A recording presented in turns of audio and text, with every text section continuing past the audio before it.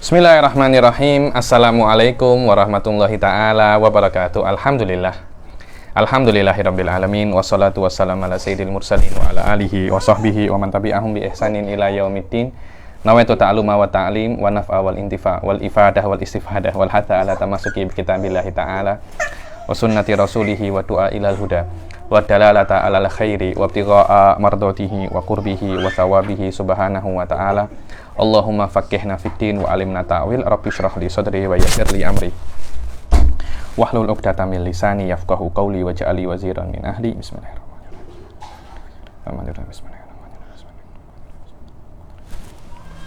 Alhamdulillah kita jumpa lagi di kelas ke-18 daripada kitab Nailur Raja ini.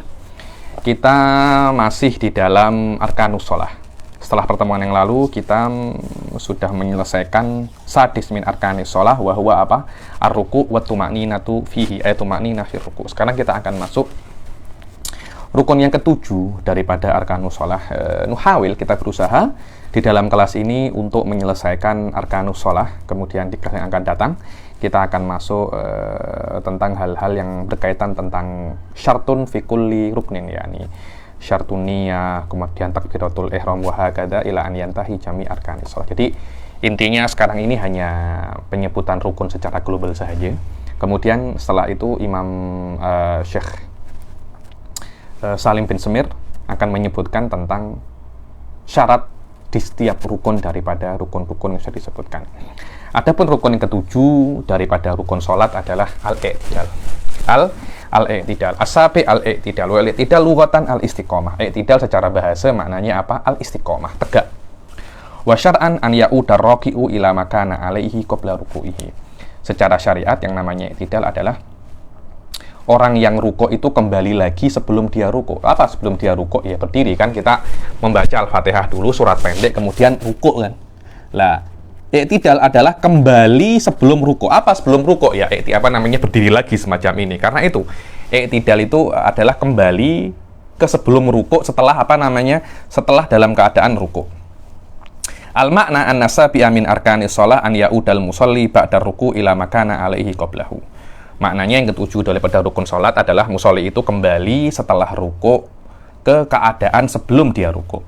Dan disyaratkan di dalam i'tidal ini, dan i'tidal ini dia khas ya, ada dua rukun yang khas daripada rukun-rukun fi'li, yaitu i'tidal dan julus bainas sajdatain, duduk di antara dua sujud.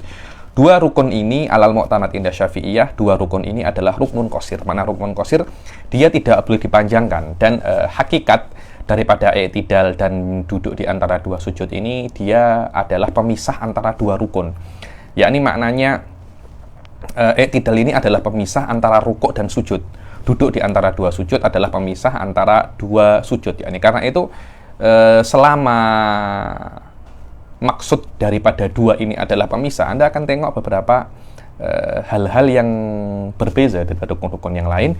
Di antaranya dua rukun ini bukan rukun macam rukun-rukun yang lain, bukan macam sujud, tapi hakikatnya ini hanya sebagai pemisah saja. Selama dia itu hanya sebagai pemisah, maka dia tidak boleh lama seperti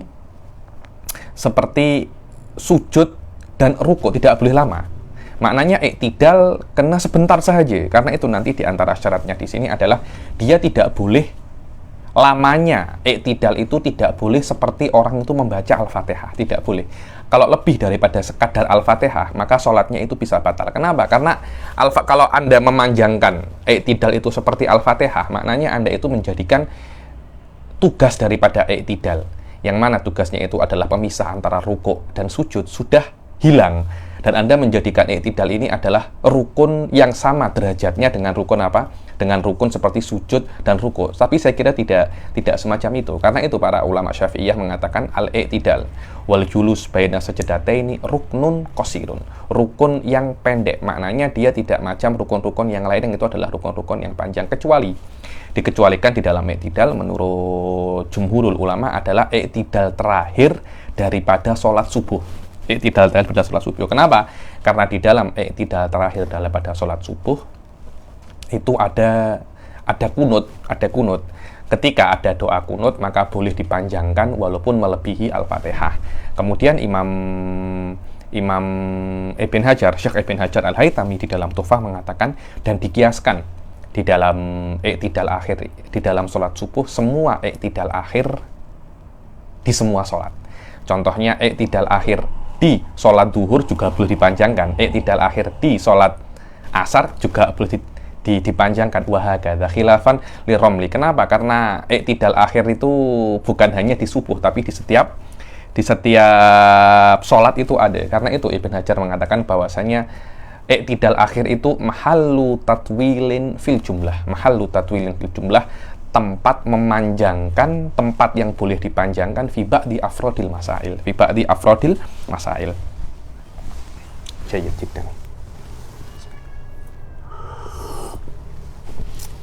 Minum kahwa dulu biar tak salah paham. Orang-orang jauh cakapnya ngombe kopi sik ben gak salah paham katanya. Kalau minum kopi mate itu oke. Tak mengantuk. Jayyid jiddan. Wa yustaratu an la yaksida bihi ghairu, dan disyaratkan di dalam i'tidal itu tidak Anda itu ketika i'tidal Anda tidak bermaksud selain i'tidal. Macam mana contohnya itu? Contohnya Anda rukuk ya. Contohnya Anda rukuk, kemudian tengah-tengah Anda rukuk ada lipas lewat, ada lipas terbang di depan Anda, atau ular melewat di depan Anda terkejut, akhirnya Anda berdiri. Lah, berdiri Anda itu bukan karena i'tidal, bukan karena Anda bermaksud i'tidal, tapi karena terkejut adanya lipas. Lipas itu kalau di dalam bahasa Indonesia namanya kecoa. Orang Malaysia cakapnya lipas. Karena ada lipas atau ada ular yang lewat, akhirnya Anda terkejut, Anda berdiri. Lah, berdiri itu tidak bisa dianggap i'tidal. Anda kena kembali lagi ke rukuk, kemudian Anda i'tidal lagi, karena i'tidal yang pertama tidak dianggap karena Anda tidak bermaksud i'tidal, tapi bermaksud terkejut daripada sesuatu benda. Wa alla yutawilahu ala dzikril masyru'u fihi ala dzikril masyru'i fihi qadul Fatihah, dan tidak memanjangkan al-i'tidal itu lebih daripada dzikril masyru'. Maknanya apa itu dzikrul masyru' di dalam i'tidal itu?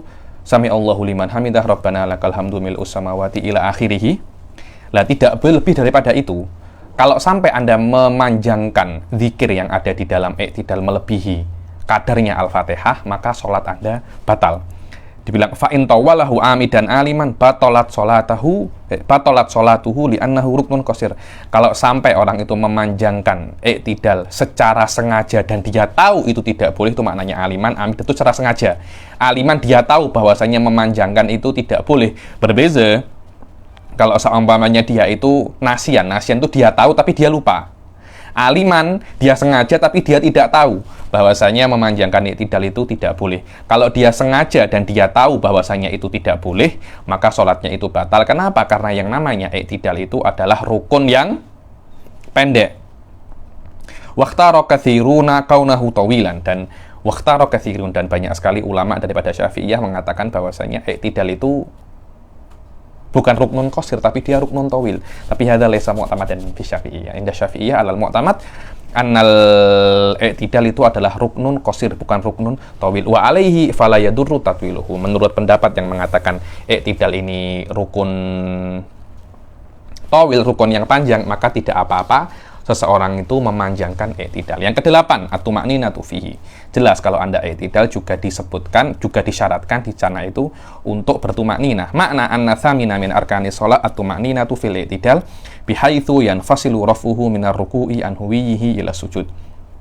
Dibilang disyaratkan daripada i'tidal itu untuk bertumakninah sekiranya ada pemisah, maknanya ada ketenangan sedikit antara i'tidal dan sujud. Ini bukan Allah, sami Allah liman hamidah, Allah tak. Sami Allahu liman hamidah. Baca zikir dulu. Rabbana walakal hamd mil'us samawati wa mil'ul ardi wa mil'u ma syi'ta min syai'in ba'd. Allahu akbar. Lah, baru seperti itu. Jangan langsung sami Allah liman hamidah, Allahu akbar Allah. Itu tidak akan sah. Yang kesembilan daripada rukun salat adalah as-sujudu marrataini. Sujud dua kali. Sujud apa? Dua kali. Ini bukan ini bukan maksudnya sujud dua kali setiap daripada sujud itu adalah rukun, cuma karena gerakannya sama, syaratnya sama, maka disebutkan sekali saja, sujud dua kali. As-sujudu lughatan at-tatamunu wal maili. Sajadah ay tatamun. Tatamun ini sikit menekan dan mail itu condong. Wakila al-khudu'u wa tadallul. Secara wakila ada pendapat mengatakan sujud itu adalah al-khudu'. Khudu' ini menghinakan diri. Khudu' merendahkan diri, wa tadallul merendahkan diri, berusaha untuk merendahkan diri. Wa syar'an mubasyaratu jabhatil musalli ma yusalli alaihi min ardin au ghairiha. Secara syariat yang namanya sujud ini penting. Jadi sini ada khilaf dalam sujud ini, ada khilaf antara Rafi'i wan Nawawi. Antara Rafi'i wan Nawawi yang muqtada khilaf di sini adalah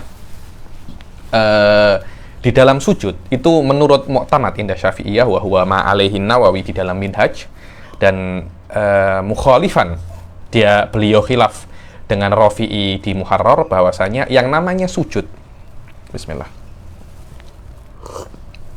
yang namanya sujud itu menurut Imam Nawawi adalah meletakkan 7 anggota tubuh. 1, ini apa? Dahi. 2, telapak tangan. 2, 3 telapak tangan, maaf. Terus ini, apa namanya? Lutut. Ada 2, berapa? 5. Kemudian sebagian daripada pertengahan atau perut jari kaki. Jadi ada berapa? Ada 7 lah. Menurut Imam Nawawi, itu wajib untuk diletak. Cuma ada khilaf, apakah itu rukun atau syarat. Ala kullin yang mengatakan itu rukun, yang mengatakan itu syarat, tetap wajib untuk meletakkan 7 anggota tubuh. Itulah yang di dalam hadis dikatakan, umirtu an asjuda ala sab'ati a'dhum. Aku diperintahkan untuk sujud dengan 7 anggota tubuh. 7 anggota tubuh. Menurut Imam Ar-Rafi'i, sujud itu yang wajib hanya dahi saja. Yang lainnya itu tidak wajib, itu hanya sunnah saja. Sekiranya orang itu sujud hanya seperti ini, contohnya dia sujud seperti ini, tangannya tidak di tanah, menurut Imam Rafi'i tiada masalah. Menurut Imam Rafi'i apa? Tiada masalah. Tapi menurut Imam Nawawi bermasalah. Dan di sini biasanya karena ini kitab mubtadi hanya disebutkan mu'tamadnya saja. Suf tengok wa syar'an mubasyaratu jabhatil musalli ma yusalli alaihi min ardin aw ghairiha kadza arrafaul aktsar. Kadza arrafaul aktsarul. Suf tengok. Mubasyarah, makna mubasyarah harus menyentuh kulit dahi ini dengan tanah. Yang mana tanah atau tempat dia sholat itu. Maknanya di sini hanya yang diwajibkan apa? Yang diwajibkan hanya menyentuh dahi saja. Karena ini bukan mu'tamad Syafi'iyah, karena itu definisi daripada ini dikritik oleh Said Ahmad bin Umar Syatiri mengatakan kadza arrafahul aktsarun. Kata-kata kadza itu menunjukkan adanya tamrid, adanya ketidaksetujuan terhadap definisi ini. Beginilah yang didefinisikan oleh majority daripada ulama. Wa alaihi, menurut pendapat ini, fawatu baqiyatil a'dha syurutun lahu. Dibilang menurut pendapat ini meletakkan bagian-bagian sujud yang lain daripada 7 ini, telapak tangan, terus ini lutut, kemudian kaki. Ini apa? Syurut, bukan arkan. Wakila as-sujudu wat'u jami'il a'dha asaba. Dikira yang namanya sujud itu bukan Anda meletakkan dahi saja, akan tapi meletakkan 7 bagian tubuh. Wa hadza huwal mu'tamad, yakni menurut pendapat yang pertama, meletakkan 6 bagian yang lainnya itu syartun. Menurut pendapat yang kedua, kila ini meletakkan itu semuanya adalah ruknun, wajib. Maknanya sujud tidak akan bisa terjadi kecuali Anda meletakkan 7 bagian tubuh. Cuma 7 ini yang 6 ini syurutun atau syuturun, dibilang syurutun atau syuturun, akan tetapi menurut dua pendapat ini tetap wajib untuk diletak. Wajib untuk apa? Diletakkan. Berbeza menurut Imam Ar-Rafi'i yang mengatakan bahwasanya meletakkan 6 bagian selain dahi ini hukumnya apa? Sunnah sahaja. Wal makna an-natasi'a min arkani shalah as-sujudu marrataini fi kulli rak'atin walis sujudi syurutun sata'ati. Dibilang dan ke-9 daripada rukun sholat adalah sujud 2 kali di setiap rakaat, dan syurutnya sujud akan datang di matan nanti, di kelas-kelas berikutnya. Yang ke-10 at-tumakninatu fihi, yang ke-10 adalah tumakninah di dalam sujud. Makna annal asyira min arkani shalah at-tumakninatu fi sujud bihaitsu yanfasilu huwiyuhu ila sajdatin an raf'ihi minha. Dibilang yang ke-10 adalah tumakninah, sekiranya di dalam tumakninah di dalam sujud itu ada space antara huwiyuhu. Huwi ini dia menuju ke sujud. Jadi dari atas ke bawah itu namanya huwi. Tak tahu di dalam bahasa Indonesianya mungkin menjatuhkan dirinya, menjatuhkan dirinya. Huwi itu adalah gerakan daripada atas ke bawah itu namanya huwi. Lah dari bawah ke atas namanya irtifa. Namanya apa? Irtifa atau rafa, yani bihaitsu yanfasilu huwiyuhu ila kulli sajdatin an raf'ihi minha. Yani tumakninah di dalam sujud itu diwajibkan sekiranya terpisah antara dia itu ke sujud dan dia naik daripada sujud kepada julus baina sajdatain atau kembali kepada berdiri lagi kalau itu rakaat ke pertama dan sujud yang kedua. Al-hadi asyar al-julusu baina sajdatain. Yang ke-11 daripada rukun salat adalah duduk di antara dua sujud. Al-makna annal hadiya asyara min arkani shalah al-julusu baina sajdataini wa syurutuhu an la yaksida bi rafi ghairahu. Dibilang ke-11 daripada rukun sholat adalah duduk di antara dua sujud, dan syaratnya tak jauh beza daripada syaratnya i'tidal. Kenapa? Sudah saya katakan di awal tadi bahwasanya ada persamaan antara i'tidal dan julus baina sajdatain. Apa itu? Dua-duanya adalah apa? Ruknun qashir. Karena itu syaratnya pun juga sama. Apa itu? An la yaksidar birraf'i ghairahu. Jangan sampai orang itu ketika nak julus baina sajdatain, duduk di antara dua sujud, dia bermaksud selain daripada duduk di antara dua sujud. Tadi itu, kalau dia sujud, tengah-tengah sujud ada lipas lewat atau ular lewat, kemudian dia terkejut, dia langsung duduk. Apakah terkejutnya dia daripada sujud itu boleh dijadikan duduk di antara dua sujud? Tidak boleh. Kenapa? Karena ketika dia itu mengangkat selesai daripada sujud, dia tidak bermaksud untuk duduk di antara dua sujud, akan tetapi dia terkejut lah. Karena dia itu terkejut, dia kena mengulangi lagi daripada sujud lagi, kemudian dia kena duduk di antara dua sujud dengan maksud dia duduk di antara dua sujud, bukan karena maksud dia terkejut daripada lipas. Yang nomor 2 adalah an la yutawilahu ala dzikril masyru'u fihi qadra aqalli tasyahhud. Dibilang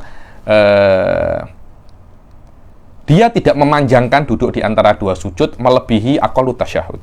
Apa itu aqallu tasyahhud? Anda tengok saya punya kelas di Muqaddimah Hadramiyah, di matan Muqaddimah Hadramiyah disebutkan apa itu aqallu tasyahhud. At-tahiyyatu lillah. Assalamun alayka ayuhan nabiyyu. Itu ada aqallu tasyahhud, itu memang kena dihafal itu. Ada aqallu tasyahhud. Tasyahud yang kita baca sekarang ini at-tahiyyatu lillah. Itu ila akhirih. At-tahiyyatul mubarakatuh shalawatu thayyibatu lillah assalamu alayka ayyuhan nabiyyu wa rahmatullahi wabarakatuh ila akhirih. Itu tasyahud yang paling yang paling sempurna, yang paling sempurna. Li'annahu ruknun qashir. Kenapa tidak boleh memanjangkan duduk di antara dua sujud? Karena duduk di antara dua sujud itu adalah ruknun qashir. Akan tetapi banyak sekali ulama mengatakan dan memilih seperti yang ada di dalam i'tidal bahwasanya duduk di antara dua sujud itu adalah ruknun tawil, dan menurut pendapat yang mengatakan itu adalah ruknun tawil, tidak apa-apa dipanjangkan melebihi aqallu tasyahud. Bukan tasyahud ya, tapi aqallu tasyahud. Aqallu tasyahud itu adalah yang sekiranya kalau kurang daripada itu sholatnya batal. Apa itu aqallu tasyahud? Anda tengok di Muqaddimah Hadramiyah, di situ saya sebutkan apa itu aqallu tasyahhud. Nanti mungkin bisa saya tulis di kelas nanti atau macam mana. Saya tulis lafadznya apa itu aqallu tasyahhud di komen atau di di grup nanti insyaallah. Yang ke-12 adalah at-tumakninatu fihi. Al-makna anna tsaniya asyara min arkani shalah at-tumakninatu fil julusi baina sajdataini bihaitsu yanfasilu raf'uhu an sajdatil ula an huwihi ila tsaniyah. Yang ke-12 adalah tumakninah di dalam julus baina sajdatain, sekiranya terpisah antara duduk antara dua sujud dan dan sujud yang kedua. Yang ke-13 adalah at-tasyahudul akhir. At-tasyahud fil asal ismun li syahadataini faqat. Yang namanya tasyahud itu secara bahasa asalnya itu hanya nama untuk syahadaten, yakni atasyahad ay asyhadu alla ilaha illallah wa asyhadu anna muhammadar rasulullah. Sebenarnya lebih asal lagi daripada bahasa syahida yashhadu itu maknanya melihat, menyaksikan. Yang namanya menyaksikan itu Anda mengetahui berdasarkan mata. Berdasarkan apa? Mata, terutama berdasarkan mata panca indera, tidak semua panca indera tapi berdasarkan mata. Summa utliqa, kemudian kata-kata tasyahud ini yang awalnya daripada menyaksikan melewati mata, kemudian diamik oleh syariat dengan makna syahadaten. Karena kenapa kok diamik syahadaten?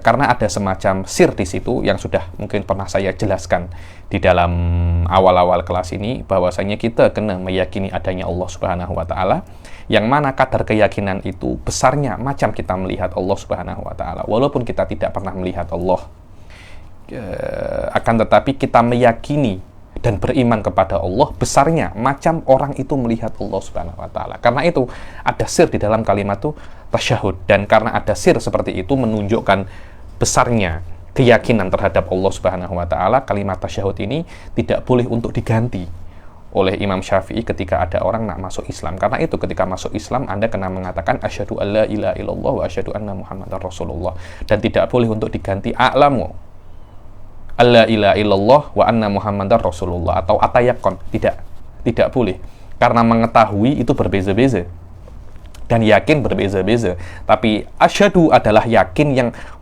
dan mengetahui berdasarkan panca indera, dan itu min aqwa darajatil yakin, yang mana Imam Abu Hanifah memperbolehkan mengganti lafaz tasyahud asyhadu alla dengan kata a'lamu wa atayakon, khilafan li Syafi'iyah yang mengatakan di situ ada sir yang tidak bisa, ada rahasia. Mana rahasia ini, sir ini adalah bukan sir-sirnya ahli tasawuf ya, bukan itu. Cuma kata-kata sir ini dulu dipakai untuk sesuatu yang bisa diketahui dengan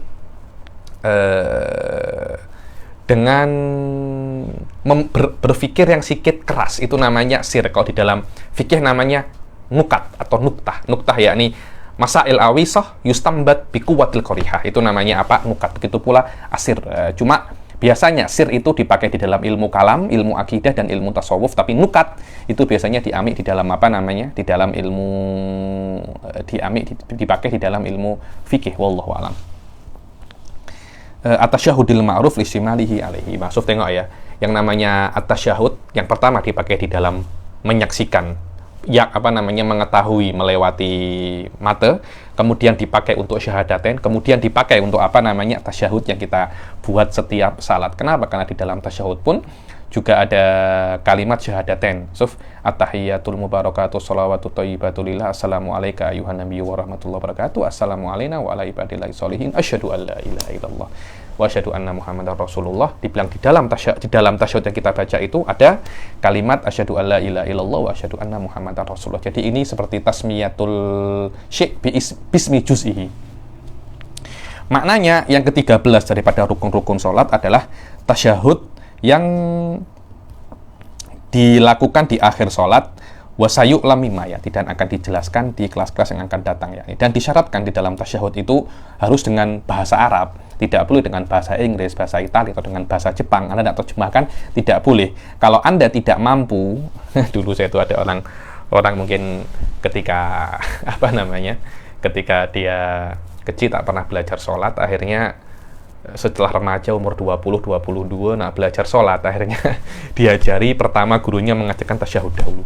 Bagaimana cara membaca tasyahud yang benar. Fa'in ajaza tarjama'anil ma'thuri faqat. Kemudian kalau Anda tidak mampu untuk melafadzkan tasyahud dengan bahasa Arab, maka Anda boleh menerjemahkan tasyahud itu, baru boleh. Kalau tidak bisa dengan bahasa Arab, baru Anda menerjemahkan tasyahud. Tapi tidak semua tasyahud Anda terjemahkan, yang ma'thur faqat. Wallahu a'lam, yang ma'thur ini mungkin adalah yang dimaksud oleh ma'thur ini yang warad daripada Rasulullah Shallallahu Alaihi Wasallam, itu adalah aqallut tasyahud. Itu adalah aqallut tasyahud. Maknanya kalau Anda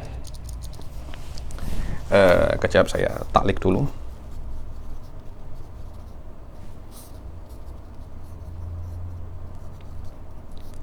Maknanya kalau Anda tidak mampu untuk menghafal at-tasyahud pada saat sholat, maka Anda diwajibkan untuk menerjemahkan bukan semua tasyahud, tapi aqallut tasyahud. Tapi apa aqallut tasyahud? Nanti mungkin di bab tasyahud akan dijelaskan tentang aqallut tasyahud. Kalau tidak ada, nanti insyaallah saya tulis apa itu aqallut tasyahud di grup. Wa yusannu tartibuhu, yakni dan disunahkan tertib di dalam tasyahud. Kan at-tahiyyatu lillah, salamun alaika ayyuhan nabiyyu wa rahmatullahi wabarakatuh. Lah itu diwajibkan untuk tertib di dalam aqallut tasyahud ini. Maknanya Anda tidak boleh cakap salamun alaika ayyuhan nabiyyu wa rahmatullahi wabarakatuh. At-tahiyyatu lillah. Tidak boleh, harus harus tertib. Itu tertib itu sunnah. Tertib itu apa? Sunnah. Maknanya Anda boleh meletakkan at-tahiyyatu lillah di nomor 2, salamun alaika di nomor 1, kecuali ketika Anda merubah-rubah kata-kata itu akan menyebabkan rosaknya makna. Ketika menyebabkan rosaknya makna, maka tertib itu wajib, dan kalau Anda meninggalkan tertib dan meninggalkan tertib itu menyebabkan rosaknya makna, maka tasyahudnya tidak sah, dan kalau Anda sengaja, sholatnya akan menjadi batal. Itulah makna wa yusannu tartibuhu. Tertib di dalam membaca tasyahud itu sunnah, kecuali kalau seumpamanya tidak tertib akan menyebabkan rosaknya makna, maka yadur itu maknanya menyebabkan tidak tertib di dalam tasyahud itu berbahaya, dan akan tabtul bihi sholah, dan akan tabtul maknanya sholatnya akan menjadi batal karena Anda merosakkan makna tasyahud dengan cara Anda tidak tertib. Tapi kalau tidak tertibnya tasyahud tidak merusak makna, tiada masalah. Wallahu a'lam. Amma mualatuhu, sekarang bukan tertib tapi mualah. Mualah itu maknanya kalimat yang kedua kena dibaca lepas kalimat yang pertama, sekiranya dinisbatkan antara kalimat yang kedua itu adalah terusan daripada kalimat yang pertama. Menurut Imam Romli, mualah daripada kalimat tasyahud itu hukumnya wajib, dan Ibn Hajar mengatakan mualah itu sunnah. Dan disyaratkan di dalam tasyahud majoriti dan baki daripada syurutul al-fatihah. Insyaallah sayati syurutul al-fatihah mungkin di kelas yang akan datang esok mungkin, atau kelas akan datang minggu depan akan dijelaskan apa saja syurutul al-fatihah. Dan syurutul al-fatihah semuanya itu adalah syurutut tasyahud. Walau ajaza anhu au anis sholat ala nabi sallallahu alaihi wasallam ba'dahu lam yajib badalahu inda Ibn Qasim wa nukila anir Romli al-wujud. Kalau orang tidak bisa untuk tasyahud, kalau orang tidak mampu untuk tasyahud atau tidak mampu melafadzkan sholat ala Nabi Shallallahu Alaihi Wasallam setelah tasyahud, maka tidak wajib untuk gantinya, yaitu menerjemahkan saja. Bukan Anda ambil zikir yang lain seperti Al-Fatihah. Kan Al-Fatihah kalau tidak mampu, Anda diwajibkan untuk cari zikir lain yang hurufnya sama seperti Al-Fatihah, atau ayat lain. Apakah di dalam tasyahud juga sama seperti itu? Tidak. Terus macam mana? Terjemahkan saja. Karena tasyahud ini bukan kalamullah, tapi itu adalah hadis, dan riwayatul hadis itu bil makna boleh berbeza dengan Al-Quran. Anda tidak boleh untuk menerjemahkan Al-Fatihah ketika Anda tidak mampu untuk membaca Al-Fatihah. Kenapa? Karena terjemahan Al-Quran bukan Al-Quran. Wa nukila anir Romli al-wujub, dan dinukil daripada Imam Romli wajib untuk badal, tapi wallahu alam hadza ka'annahu laisa mu'tamad. Hatta nukilnya kata-kata nukila. Kata-kata nukila ini menunjukkan bahwasanya nafsu penukilannya ini laisa qawiyan, wallahu alam. Yang ke-14 adalah duduk di dalam tasyahud akhir. Makna yang ke-14 daripada rukun-rukun salat adalah duduk di dalam tasyahudul akhir bagi yang mampu untuk duduk. Kalau yang tidak mampu untuk duduk, boleh tasyahud akhir dalam keadaan berdiri. Mungkin kalau duduk dia sakit atau pening atau macam mana. Yang ke-15, sholat ala Nabi Sallallahu Alaihi Wasallam, fi sholat kepada Rasul Sallallahu Alaihi Wasallam di dalam tasyahudul akhir. Maknanya anal khamisa asyar min arkani sholat as-sholatu ala Nabi Sallallahu Alaihi Wasallam fi tasyahudil akhir bi an ya'tiya biha ba'dahu. Yang ke-15 daripada rukun sholat itu adalah sholat ala Nabi Sallallahu Alaihi Wasallam di tasyahudul akhir, sekiranya dia itu bersolawat kepada Rasul setelah selesai tasyahudul akhir. Wala yadurru takhallulu dzikrin aw sukutin bainahuma walau tawilan, dan tidak apa-apa ada terselip antara tasyahud akhir dan sholat ala Nabi itu zikir yang lain selain keduanya, atau diam walaupun lama. Dan disyaratkan di dalam sholat ala Nabi itu apa yang disyaratkan di dalam apa? Tasyahud. Dan minimum daripada sholat ala Nabi Shallallahu Alaihi Wasallam setelah tasyahud adalah Allahumma sholli ala Muhammad wa akmaluha Allahumma sholli ala Muhammadin abdika wa rasulikan nabiyil ummi wa ala ali Muhammadin wa azwaji wa dzurriyyatihi kama shallaita ala Ibrahim wa ala ali Ibrahim wa barik ala sayyidina Muhammadin nabiyil ummi wa ala ali Muhammad wa azwajihi wa dzurriyyatihi kama barakta ala Ibrahim wa ala ali Ibrahim fil alamin innaka Hamidum Majid. Ini adalah sholat Ibrahimiyah yang siap hari kita baca. Tapi wallahu a'lam, Syekh Ba'udhan, guru saya ketika dulu kami membaca minhaj dengan beliau mengatakan yang lebih akmal daripada ini adalah apa yang disebutkan oleh Syekh Ibn Hajar fi Tuhfah, yakni fi awakhir Tuhfah, kata silap di khotimatut Tuhfah. Mungkin nanti kalau ada yang melihat video ini boleh menukil, boleh difoto dan diletakkan di komen, bahwasanya dulu Syekh Ba'udhan pernah memperlihatkan, yakni akhir Tuhfah, bahwasanya ini adalah sighah sholawat yang paling sempurna di dalam sholawat apa? Ibrahimiyah, yang kita seharusnya kita baca di dalam akhir sholatnya. Yang ke-16 daripada rukun sholat adalah assalam. Al-makna an-nasa disa asyara min arkani sholah assalamu aqalluhu assalamu alaikum wa akmaluhu assalamu alaikum warahmatullah. Yang ke-16 daripada rukun sholat adalah salam, dan minimum salam itu adalah assalamualaikum, maksimumnya adalah assalamualaikum warahmatullah, tidak perlu ditambahi assalamualaikum warahmatullahi wabarakatuh. Wabarakatuh itu di dalam sholat 5 waktu tidak disunahkan. Bahkan sebagian ulama mengatakan bahwasanya menambahkan wabarakatuh itu makruh, akan tetapi di dalam sholat janazah disunahkan untuk ditambahi. Jadi assalamualaikum warahmatullahi wabarakatuh, assalamualaikum warahmatullahi wabarakatuh, di dalam sholat jenazah saja. Di dalam sholat-sholat yang lain hanya assalamualaikum warahmatullahi.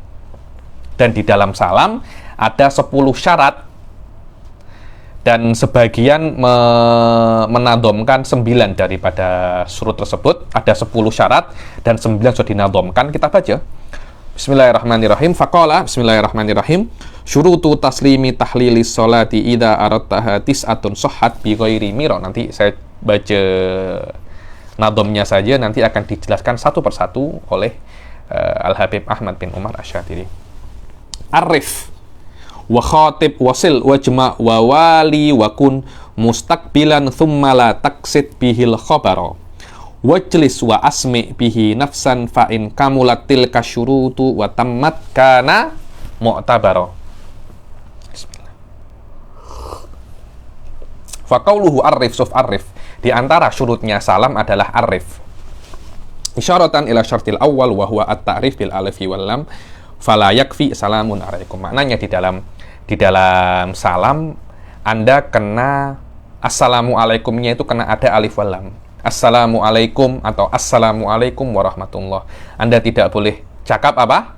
Salamun alaikum. Salamun alaikum. Saya kasih homework. Kalau cakap alaikumussalam macam mana? Alaikumussalam macam mana? Coba.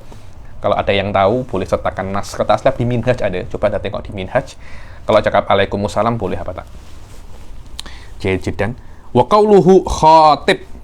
Khatib itu apa? Yakni domirnya mukhatab. Isyaratan ila syarti tsani wa huwa kaful khitab, kan assalamu alaikum. Kumnya itu kan domirnya kan kaf, itu adalah kaful khitab. Mimnya itu adalah alamatul jama'. Anda tidak boleh untuk mengatakan assalamu alaihim. Tidak boleh, harus assalamu alaikum. Wa huwa kaful khitab fala yasihu assalamu alaihi wa nahwuhu. Wa qawluhu sil isyaratun ila syarti thalis wa huwa waslu ihda kalimataihi bi ukhra. Yang ketiga, suf arif wa khatib wasil. Apa itu wasil? Antara assalamu alaikum harus mualah. Anda tidak boleh cakap assalam. Jadi antara assalam wa assalamu wa alaikum harus langsung, tidak boleh apa? wa huwa waslu kalimataihi ihda kalimati bil ukhra falaw fasala bainahuma bi kalamin lam yasih. Tidak boleh untuk dipisah antara kedua kalimat itu dengan kalam ajnabi yang tidak ada kena mengena dengan kata-kata assalamualaikum. Contohnya assalamu serono alaikum, tidak boleh semacam itu. Lam yasih, na'am yasihu assalamu tam awil hasanu alaikum. Akan tetapi diperbolehkan Anda cakap na'am itu kata-kata untuk exception ya. Assalamu atam, yang sempurna. Assalamu tamu alaikum, assalamul hasanu alaikum, no problem. Wa qauluhu ijma, suf arif wa khatib wasil wajma. Dibilang syarat yang keempat, wa huwa mimul jama' fala yakfi assalamu alaika. Tidak boleh assalamu alaika, tidak boleh, harus assalamu alaikum. Wawali wa qauluhu wawali isyaratun ila syartil khamis wa huwal muwalah falau sakata tawilan mutlaqan aw qasiran qasada bihi qat assalami darra. Yang kelima adalah muwalah. Kalau seumpamanya dia itu diam tawilan mutlaqan, diam tawil itu maknanya wallahu a'lam, mungkin tolak ukur panjang ataupun pendek di dalam masalah ini adalah mazada ala saktati tanafusin wa'i, yakni kalau lebih daripada diam nak bernafas assalamu alaikum, lah ini kan hanya untuk bernafas. Kalau hanya untuk bernafas tak ada masalah. Kalau hanya untuk bernafas atau i ini mulut dia macam apa ya, mungkin lidahnya terselip atau apa, itu tidak ada masalah. Memang kadang-kala orang itu kalau nak cakap lidahnya itu mungkin terjepit atau lidahnya itu tersilap atau apa, itu tidak ada masalah, namanya saktatu ai. Lah kalau lebih daripada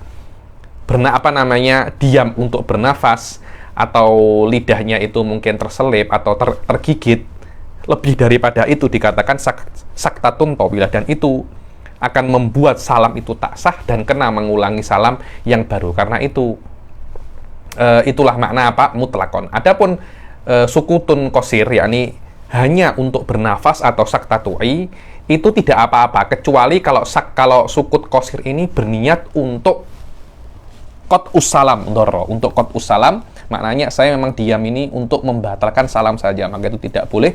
Anda kena mengulangi salam daripada awal, bukan mengulangi sholat tapi mengulangi salam. Wa qauluhu wa kun mustaqbilan isyaratun ila syarti sadis wa huwa istiqbalul qiblah bisodr. Maknanya mustaqbilan adalah ketika salam Anda kena menghadap kiblah. Jangan assalamualaikum warahmatullah macam ini tak sah nanti sholatnya. Hati-hati, banyak orang buat itu ketika dia sholat jenazah. Ketika dia sholat jenazah dia buat macam itu, karena sholat jenazah kan berdiri. Assalamualaikum warahmatullah, yang benar semacam ini, assalamualaikum warahmatullah. Karena orang assalamualaikum warahmatullah, assalamualaikum warahmatullah, akhirnya dadanya tidak menghadap kiblat, dan itu membatalkan sholat. Wa qauluhu la taqsid bihil khabara isyaratun ila syarti sabi wa huwa an la yaksid bisalam al khabar faqat balit tahallul wahdahu aw ma al khabari aw yutlaq. Dibilang kan assalamualaikum itu kan mubtada dan khabar. Anda tidak boleh untuk bermaksud assalam itu hanya mengatakan mubtada dan khobar, atau dibilang jumlatun khobariyah. Mana jumlatun khobariyah itu sudah terjadi, sekarang Anda kabarkan. Tidak semacam itu, karena assalamualaikum itu dia adalah insya, yakni khobariyah lafdun insya'iyatun maknan. Makna Anda itu mengucapkan assalamualaikum untuk buat hal, yaitu Anda nak keluar daripada sholat, bukan Anda nak mengkhabarkan sebelum saya salam, saya sudah keluar daripada sholat. Itu namanya khobar, karena itu tidak boleh di dalam salam. Anda hanya bermaksud khobar, tetapi Anda kena bermaksud di dalam salam itu bermaksud untuk tahallul saja. Makna tahallul itu untuk keluar daripada sholat sahaja, atau tahallul dengan khobar, atau tidak bermaksud apa-apa, cukup. Wa qauluhu ijlis isyaratun ila syarti tsamin wa huwa an ya'ti bisalam min julus, yakni ketika salam Anda kena duduk, tidak boleh berdiri. Wa qauluhu asmi' bihi nafsan isyaratun ila syarti tasi' wa huwa an yusmi'a bihi nafsahu haitsu lam. Dibilang assalamualaikum itu Anda kena mengeluarkan suara sekiranya Anda sendiri faham, tidak boleh Tidak boleh semacam itu. Harus ada suaranya sekiranya Anda boleh dengar. Yang ke-10 yang tidak disebutkan di sini adalah an la yazida aw yunkisa ma yughayyirul makna wala budda an yakuna bil arabiyyah in qadara 'alaiha wa illa tarjamahan. Dibilang di dalam salam itu tidak boleh menambahi lafaz atau mengurangi lafaz sekiranya mengurangi atau menambahi lafaz itu merusak makna. Contohnya apa menambahi makna itu? Assalamun nakisu alaikum. Itu mengurangi makna itu. Itu merubah makna. Dan harus assalam itu menggunakan bahasa Arab. Kalau tidak mampu assalamualaikum dengan bahasa Arab, Anda boleh terjemahkan. Karena kenapa? Assalamualaikum bukan Al-Quran. Bukan Al-Quran. Yang ke-17 daripada syarat sholat adalah tartib. Tartib itu maknanya Anda kena buat dari nomor 1 sampai nomor terakhir itu sampai nomor 16 secara berurutan, tidak boleh dikedepankan satu sama lain. Makna an-nasab ya asyara min arkani sholah tartibuhuma kama dzukir. Dibilang yang ke-17 daripada rukun-rukun sholat itu tartib. Falau lam yurattib bainaha, kalau seumpamanya tidak ditartib antara rukun-rukun itu, sekiranya dia itu mengedepankan rukun atas rukun yang lain, mengedepankan rukun atas rukun yang lain, yang mana rukun yang lain ini tidak boleh dikedepankan, yakni maknanya dia merusak tertibnya. Bagaimana? Fa'imma, ini adalah fa' tafsiliyah. Apa makna mengedepankan rukun terhadap yang bukan tempatnya? Contohnya dia itu mengedepankan rukun fi'li ala ruknun fi'li atau rukun qauli. Ini yang pertama ya. Ada rukun fi'li, dia kedepankan atas rukun fi'li. Macam mana contohnya? Ada sujud, rukuk sujud kan rukuk dulu baru sujud. Rukuk dan sujud sama-sama rukun fi'li. Dia mengedepankan sujud daripada rukuk. Maknanya dia sujud dulu baru rukuk. Atau dia rukuk dulu baru membaca Al-Fatihah. Itu namanya yuqaddim ruknan fi'liyan ala ruknin qauliyin. So fa imma an yuqaddima fi'liyan ala ruknin fi'liyin aw qauliyin ka an sajada qabla ruku'ihi wa kan rafa'a qabla qira'atil Fatihah. Yakni tidak boleh seperti itu. Yakni dia sujud sebelum rukuk atau dia i'tidal sebelum membaca Al-Fatihah, tidak boleh. Atau dia itu mengedepankan rukun qauli selain salam ya, selain salam ala ruknin fi'li atau qauli, dia mengedepankan rukun. Jadi satu yang namanya rukun fi'li dan namanya rukun qauli ya. Rukun fi'li ini rukun tapi yang gerakan. Rukun qauli adalah rukun tapi yang lafaz. Apa tuh rukun qauli? Tasyahud. Itu rukun qauli, tasyahud akhir ya nih. Itu rukun qauli. Al-Fatihah rukun qauli. Salam rukun qauli. Rukun fi'li itu apa? Sujud, rukuk, i'tidal itu namanya rukun fi'li. Kalau Anda mengedepankan rukun qauli atas rukun fi'li atau rukun qauli yang lain tapi selain salam ya, maka apa contohnya? Seperti dia itu mengedepankan tasyahud ala sujud. Tasyahud dulu baru sujud. Atau dia mengedepankan sholah ala nabi ala tasyahud. Kan tasyahud dulu baru sholah ala nabi. Sekarang kebalik, sholah ala nabi dulu baru tasyahud. Yang ketiga adalah kalau Anda mengedepankan salam sebelum tempat. Kan di akhir sendiri kan salam. Tapi Anda setelah rukuk, Allahu Akbar. Setelah rukuk, i'tidal, sami Allahu liman hamidah, assalamualaikum warahmatullah, assalamualaikum warahmatullah. Jadi Anda mengedepankan salam sebelum sebelum tempatnya. Fafil ula di yang pertama yaitu kalau Anda itu mengedepankan rukun fi'li ala rukun fi'li atau ala rukun qauli, seperti Anda mengedepankan sujud ala ruku atau ruku ala Al-Fatihah. Kalau seumpamanya dia tahu itu tak boleh dan dia sengaja, sholatnya batal. Kalau dia tidak tahu atau tidak sengaja, atau dia tidak tahu dan tidak sengaja, maka sholatnya tidak batal. Akan tetapi dia wajib untuk mengulangi yang dia dahului. Contohnya ya, dia sujud dulu baru rukuk. Saya tadi mengedepankan sujud daripada rukuk. Anda kena langsung balik ke rukuk. Dengan catatan Anda belum sampai rokaat yang setelahnya. Contohnya di rokaat pertama, Anda sujud dulu, baru Anda i'tidal. Contohnya ya, contoh seperti itu. Di i'tidal Anda sadar, ya Allah, tadi saya ini sujud dulu, kemudian saya i'tidal. Anda langsung rukuk saat itu. Langsung rukuk. Kenapa? Karena Anda setelah Al-Fatihah Anda belum rukuk, tapi Anda langsung sujud. Kalau seumpamanya di rokaat yang pertama Anda tak buat itu dan Anda sudah sampai rukuk di rokaat yang kedua, maka rukuk di rokaat kedua itu akan menjadi rukuk di rokaat untuk rokaat yang pertama. Jadi rokaat yang kedua itu adalah rokaat yang pertama. Dibilang, dan itulah makna kalimat daripada minhaj, fama ba'dal matruki laghun, dan setiap dan semua rukun yang Anda lakukan setelah rukun yang Anda tinggalkan seperti tidak dianggap apa-apa. Maka sujud Anda, iktidal Anda, semuanya tidak dianggap karena Anda sudah meninggalkan rukuk di dalam rakaat pertama. Maka ketika sudah sampai rukuk di rakaat yang kedua, rukuk di rakaat kedua akan menjadi rukuk di rakaat pertama. Jadi Anda rakaat kedua itu macam penyempurnaan daripada rakaat yang pertama.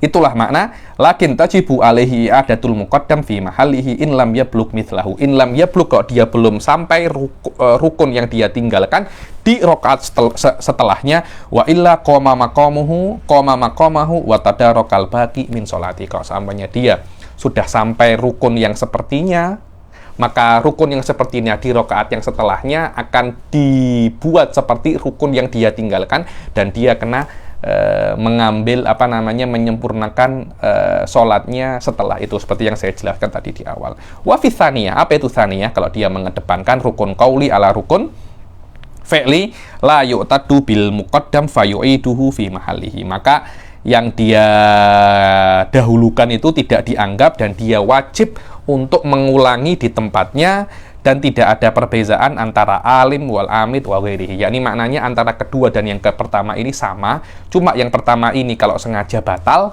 di dalam yang kedua ini kalau sengaja tak batal. Tidak sengaja tak batal, cuma wajib untuk mengulangi seperti, jadi kalau dia rukuk dulu, sujud, tadi aku belum Al-Fatihah, langsung dia masuk, langsung dia berdiri lagi dan membaca Al-Fatihah.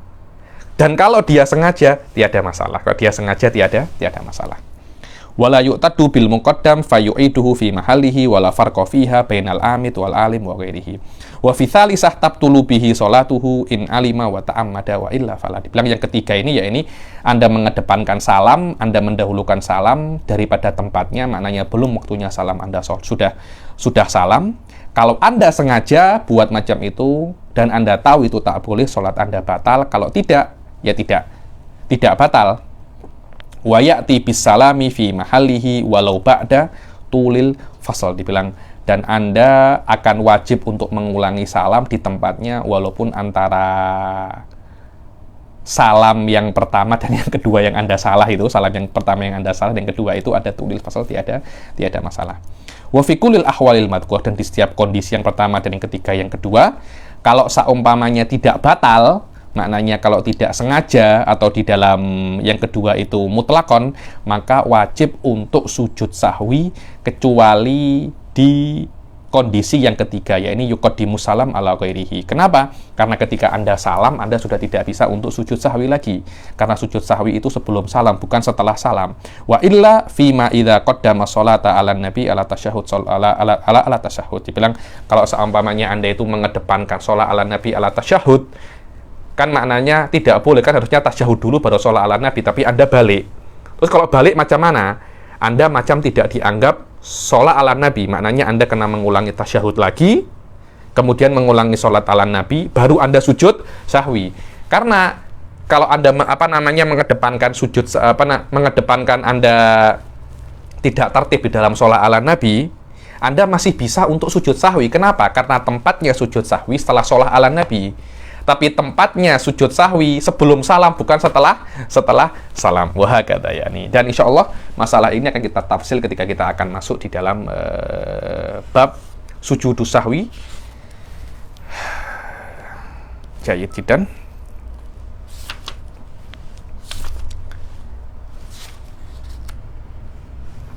Saya kira cukup sampai sini untuk kali ini. Dan kita akan teruskan kelas ini esok insya Allah, dan kita akan baca An-Niyatu Salas Darajat. Ya, jiddan. Dengan ini mungkin kita sudah hampir setengah daripada kitab, ya, ini sudah hampir setengah daripada kitab. Kalau sudah